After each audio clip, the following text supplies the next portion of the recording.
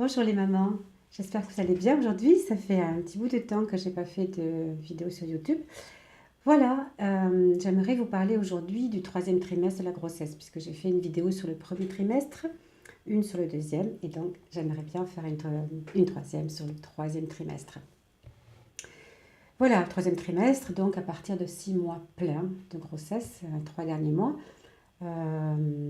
C'est peut-être pas le plus épanouissant, enfin c'est très variable, hein, ça, évidemment ça dépend beaucoup de chaque maman, de la prise de poids, de plein de choses. Mais on est un petit peu encombré le troisième trimestre. Alors on va démarrer par les points négatifs et puis on terminera par ce qui me semble être le plus positif. Je prends ma montre pour essayer de ne pas être trop longue. Voilà. Alors, déjà, c'est souvent troisième trimestre qu'apparaissent les vergetures. Bon voilà, on n'y peut rien, hein, c'est un problème au niveau du collagène, qu'il y en ait suffisamment ou pas suffisamment, toujours est-il que la peau craque avec les étirements. Donc ça veut dire que c'est une question de peau et qu'on n'est donc pas toutes égales devant les vergetures. Il y a des femmes qui en auront quasiment aucune, jamais, même sur plusieurs grossesses, ou très peu en tous les cas, et puis il y en a, même si elles ont pris beaucoup de poids, et puis il y a d'autres filles qui en prenant relativement peu de poids, et que même sur une ou deux seulement grossesses auront des vergetures. On n'y peut rien, c'est comme ça.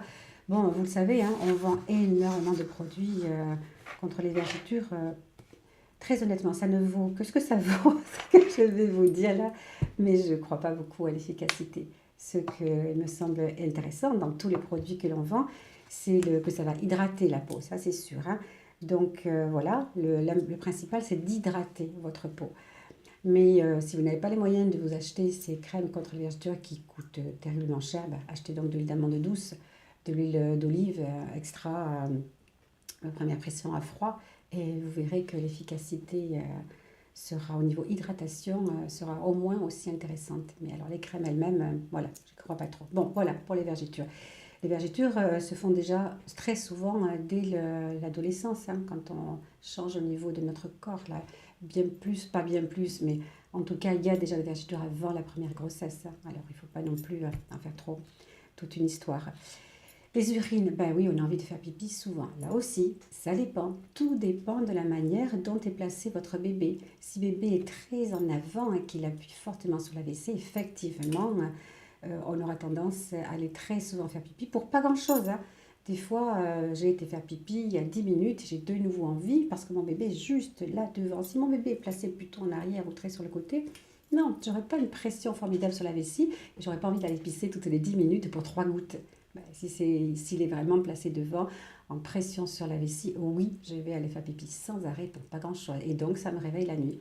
Voilà, encore une chose pour laquelle on n'a pas vraiment d'amélioration possible. Des douleurs de dos, ah oui, ça c'est hyper pénible. Beaucoup de filles ont des problèmes de dos importants. Et c'est encore une fois, disons que ça fait partie, hein, des facteurs, c'est la position du bébé. Tout dépend comment le bébé est positionné. Donc c'est vrai que quand je dis qu'il n'y a pas de solution possible, parfois en autonomie, on arrive à faire déplacer un petit peu le bébé. Et donc à modifier ses pressions, ses points d'appui. Donc on peut avoir un petit soulagement. Donc, pour les douleurs de dos, qu'est-ce qui peut être intéressant? Les massages. Faites-vous masser. Faites-vous donc masser, soit par votre partenaire, soit si vous avez les moyens de vous payer des massages, faites-le. Mais un bon massage tout à fait intuitif fait par votre partenaire peut bien vous aider aussi, hein. Ce qui est intéressant du coup, lorsqu'on a des douleurs comme ça au niveau du dos, douleurs dans les jambes, dans le petit bassin, c'est d'avoir une petite activité physique modérée. Attention, on ne fait pas n'importe quoi, on ne va pas faire des footings. Je sais qu'il y a des filles sportives, hein, qui font du sport longtemps. Voilà, ça dépend de chacune d'entre nous, c'est sûr, mais en tout cas, troisième trimestre, non, il faut quand même être raisonnable. Qu'est-ce qui peut être intéressant comme activité sportive douce? Alors, la marche, pour celles pour lesquelles il n'y a aucune contre-indication, ok, ça, le médecin, la sage-femme nous dira. Sinon, la piscine, hein, là aussi, il ne faut pas qu'il y ait de contre-indications, qu'il y ait particulièrement des contractions, des choses comme ça. Sinon, la piscine, ah oui, on est en apesanteur, il n'y a aucun problème, c'est idéal. Et puis en même temps, au niveau du massage, c'est pas mal l'eau quand même. Voilà, qu'est-ce qui peut arriver de désagréable en fin de grossesse, les 3 derniers mois, c'est les œdèmes. Ah oui, voilà, c'est là que les œdèmes arrivent. Si bébé est bas, il va venir appuyer sur les deux gros vaisseaux là qui passent dans l'aine. Et du coup, le retour veineux se fait difficilement. Ça veut dire que l'eau va stagner au niveau des membres inférieurs. Et là, on a les chevilles qui enflent. Bon, voilà, c'est extrêmement désagréable, très inconfortable. S'il n'y a qu'un facteur comme ça isolé d'œdème, c'est pas grave, mais il faut essayer d'y remédier.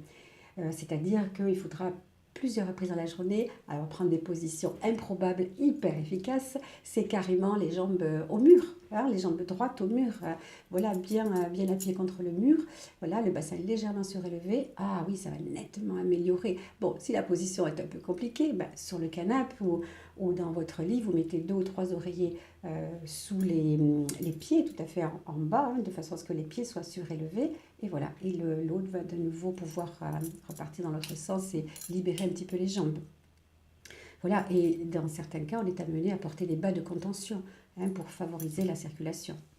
Alors je disais, si c'est un facteur isolé, il n'y a pas de souci, l'œdème devient un facteur bien plus grave qu'il faut prendre en compte si c'est associé à de l'hypertension, à de l'albumine dans les urines, l'urée qui grimpe, etc., etc. Mais ça, évidemment que vous êtes surveillé par votre médecin et la sage-femme, il n'y a pas de souci. Les problèmes circulatoires, ben, pour les mêmes raisons, hein, il y a des pressions importantes qui peuvent, entre autres, il n'y a pas que ça, mais qui peuvent modifier la circulation sanguine. Et du coup, il y aura des stases, c'est-à-dire des régions où le sang va rester plus en place. C'est expliqué de manière très simpliste, mais peu importe si vous ayez une idée générale. Par quoi ça peut se manifester? Ben, les hémorroïdes, aïe, aïe, aïe, aïe, hyper inconfortable. Il y a des traitements hein, médicamenteux, ben, de siège plus classique, le froid évidemment, et puis des médicaments qu'on peut vous donner parfaitement compatibles avec la grossesse, dans les hémorroïdes. Bon, voilà. Après, le transit. Le transit peut être très modifié pendant la grossesse, et malheureusement, souvent, ça évolue vers la constipation. Là aussi, bon, l'alimentation est adaptée, vous voyez ça avec votre médecin ou la sage-femme. Bon, évidemment, il faut manger des légumes, il faut manger des fruits, tout ce qui peut aider, favoriser le transit et ne pas avoir des selles dures surtout. Voilà, parce que si on a des selles dures, c'est sûr que ça va favoriser l'apparition des hémorroïdes ou en tous les cas, ça va les entretenir. Donc voilà, pour la constipation, si on a une petite activité physique douce, hein, dont je dis la marque, la piscine, là aussi, ça permet de lutter contre les problèmes de constipation. Je regarde mon petit papier pour voir ce que je pourrais oublier. Ah oui, les remontées gastriques, c'est toujours une question de pression. Mon bébé, je ne sais pas si vous voyez sur la vidéo, mon bébé est installé et ici, hein, ou les petites fesses, ou la tête, ça dépend, va venir appuyer très fort ici. Évidemment, il y a un petit clapet normalement, hein, qui s'appelle le cardia. C'est comme une petite soupape comme ça, qui se trouve entre l'estomac et l'œsophage. Et si j'ai des mouvements brusques ou que je me penche brusquement en avant, ce petit clapet, du fait de la pression qu'il subit par rapport au corps de bébé, il aura tendance à s'ouvrir à n'importe quel moment. S'il s'ouvre parce que je me suis penchée en avant alors que je suis en pleine digestion, c'est horrible parce que les sucs gastriques, c'est de l'acide hein, qui permet aux aliments de se décomposer, vont remonter et ça brûle tout le long jusqu'à la gorge, c'est insupportable. Donc, si je suis sujette aux remontées gastriques, je dois faire attention au changement de position, ne pas me pencher en avant et évidemment faire attention à ce que je mange, ne pas me manger des choses qui provoqueront des brûlures aussi. Donc voilà, c'est aussi la période du troisième trimestre de la prise de poids plus importante. Alors, jusqu'à 15 kilos, on va dire, hein, on reste dans la moyenne. Bon, ça dépend des pays et des contraintes et de ce que vous dira votre gynéco et votre sage-femme, chacun ayant ses particularités. Mais bon, on va être raisonnable, jusqu'à 15 kilos, c'est quand même pas un drame. Au-delà, il faut faire attention parce que ça peut compliquer un petit peu pour l'accouchement, puis il faut les perdre les kilos après. Hein, donc, voilà, si on peut éviter de prendre plus de 15 kilos, c'est quand même idéal. Donc, attention à la prise de poids. Ah oui, une petite chose mignonne, rigolote, c'est le colostrum. Le colostrum, vous savez peut-être, oui, très certainement, c'est le premier lait que l'on fait à la naissance, quand on va donner la fameuse tétée de bienvenue. Hein, j'ai fait une vidéo là-dessus, la tétée de bienvenue. C'est quand donc, on va mettre bébé au sein à la naissance. Qu'on allaite ou pas par la suite, voilà, c'est la tétée de bienvenue. Et bien, à ce moment-là, quand je vais mettre mon bébé... je reviens. Ce fameux colostrum, normalement, est sécrété au moment de la naissance. Or, certaines mamans vont sécréter du colostrum alors qu'elles ne sont qu'à 7 mois de grossesse. Aucune importance, ce n'est pas grave, ça ne veut rien dire. Ce n'est pas parce que je fais du colostrum maintenant que j'aurai des montées de lait extraordinaires après. Et ce n'est pas parce que je fais du colostrum maintenant que j'ai un souci quelconque. Non, ça peut arriver, ça n'a pas d'importance. Voilà pour le fameux colostrum. Donc ça veut dire que carrément on a des petits écoulements de colostrum. C'est jaune le colostrum souvent. Et on a le t-shirt qui est taché. Bon voilà, c'est rien de méchant du tout, mais c'est intéressant de le savoir parce que ça peut arriver. Ah oui, le dernier trimestre, on était soufflé très souvent hein, pour toutes les raisons circulatoires que l'on a déjà évoquées. Fatigué, ah ben voilà, c'est normal. Encore une fois, il y a des exceptions. Hein. Il y a des filles qui vous diront, mais moi, ma grossesse, géniale, j'étais en forme du premier au dernier jour, pas de nausées, pas de vomissements, pas de sensation de fatigue, etc. Ben oui, ben voilà, ça dépend de chacune d'entre nous. On est lente, hein, le rythme n'est pas le même, ça c'est sûr. Et enfin, les troubles du sommeil, très importants.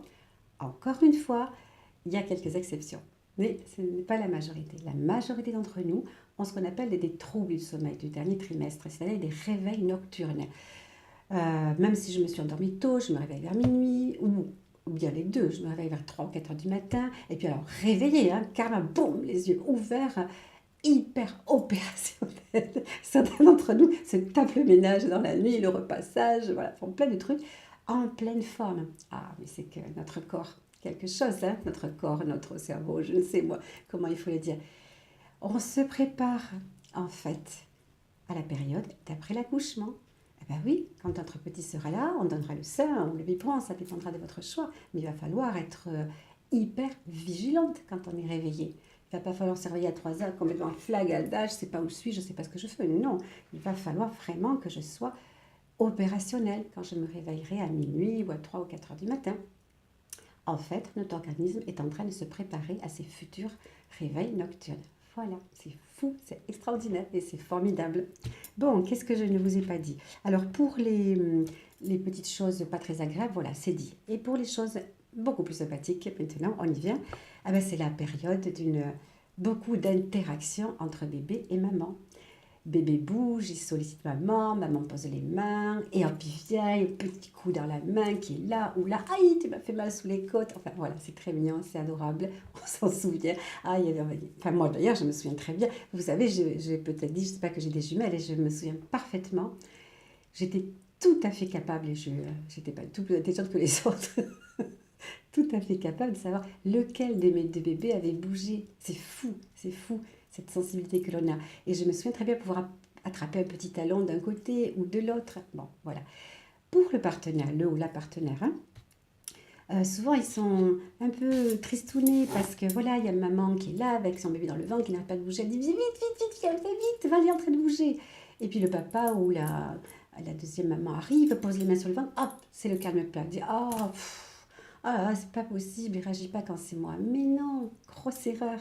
Évidemment qu'il a réagi, ce bébé. Il était en pleine activité. Il entend ce partenaire qui arrive. Et au contraire, il change de comportement. Il se met à l'écoute. Il arrête de bouger. Il écoute. Il ne bouge plus. Il attend papa ou ma deuxième maman qui parle, qui a posé les mains. Si on est patient, on recommence à parler, on essaie d'échanger avec ce bébé. Au bout de quelques minutes, il va recommencer à bouger. Voilà, il faut savoir, c'est très important ça aussi.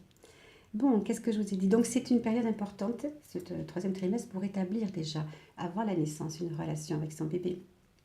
C'est le moment où on prépare la chambre, les vêtements de bébé, toutes ces petites choses. Alors, si on n'a pas un appartement ou une maison où on a une autre chambre, ça ne fait rien, dans sa propre chambre. Un petit paravent comme là, j'ai derrière, derrière lequel on aura bébé éventuellement, si on veut avoir un petit peu d'intimité. Voilà, il y a moyen de faire les choses très simplement, avec très peu de moyens. Les vêtements, les vêtements maintenant, hein, quand on fait les vides-greniers, ou qu'on a la copine qui a passé tous les vêtements, moi avec mes sœurs, c'est ce qu'on a fait. Nos enfants étaient décalés d'un ou deux ans, on s'est passé, je ne suis pas la seule, tout le monde fait comme ça. Les vêtements de bébé, ça ne s'abîme pas. Donc on se passe les vêtements, ils font le tour.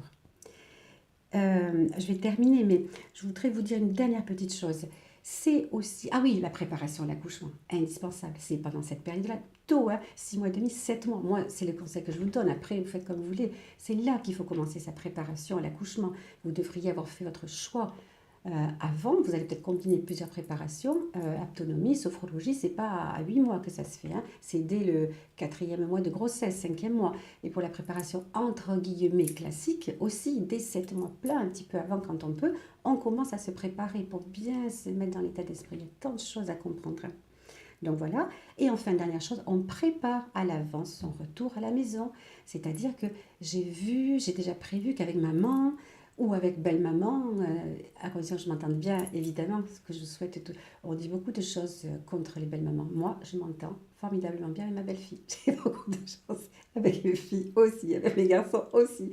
Donc, si vous avez de bonnes relations avec maman, belle-maman, et si vous n'avez aucune de ces personnes, des fois, malheureusement, avec l'éloignement géographique, on ne peut pas faire comme on veut, ben, il faut trouver une très bonne amie ou une sœur, une cousine, quelqu'un de fiable qui puisse être là quand vous en avez besoin. Vous aider pour le retour à la maison, préparer à manger, faire les courses, s'occuper du linge, voilà, faire toutes les petites choses qui prennent du temps, que vous n'aurez pas obligatoirement, surtout si votre premier bébé est un peu dépassé, vous serez fatigué. Il faut prévoir pour ne pas tomber dans la grosse fatigue morale et voire la dépression qui peut nous guetter. Voilà, et puis dernière chose, c'est le choix du prénom. C'est important cette période-là. Alors, choix du prénom, c'est variable, hein. Ça dépend de votre culture et de votre religion. Je parle de moi un peu. Moi, je suis mariée avec un monsieur de l'île Maurice et de religion tamoule, donc indien. Et on ne choisit pas le prénom à l'avance. On choisit le prénom quand l'enfant est né en fonction de son heure du jour et de l'heure de la naissance. On fait faire le thème astral et le swami, le prêtre, va vous proposer de faire commencer le prénom par tel son ou telle lettre. Ça ne nous empêche pas à l'avance de se faire une liste de prénoms quand même pour pas être pris au dépourvu au dernier moment. C'est hyper agréable d'y réfléchir. Même si on connaît le sexe de son bébé, on va choisir quand même les deux au cas où on ne sait jamais. Voilà mes petites mamans. Tout ce qu'on peut faire pendant ce 3e trimestre. Voilà. Enfin, il y aurait d'autres choses à dire, mais vous trouverez vous-même. Écrivez-moi, j'aime bien répondre aux questions. Je vous fais un gros bisou à toutes, je vous souhaite une très bonne journée. N'oubliez pas de liker, de vous abonner si vous ne l'avez pas encore fait. Et puis voilà, de me retrouver pour une prochaine vidéo. Au revoir!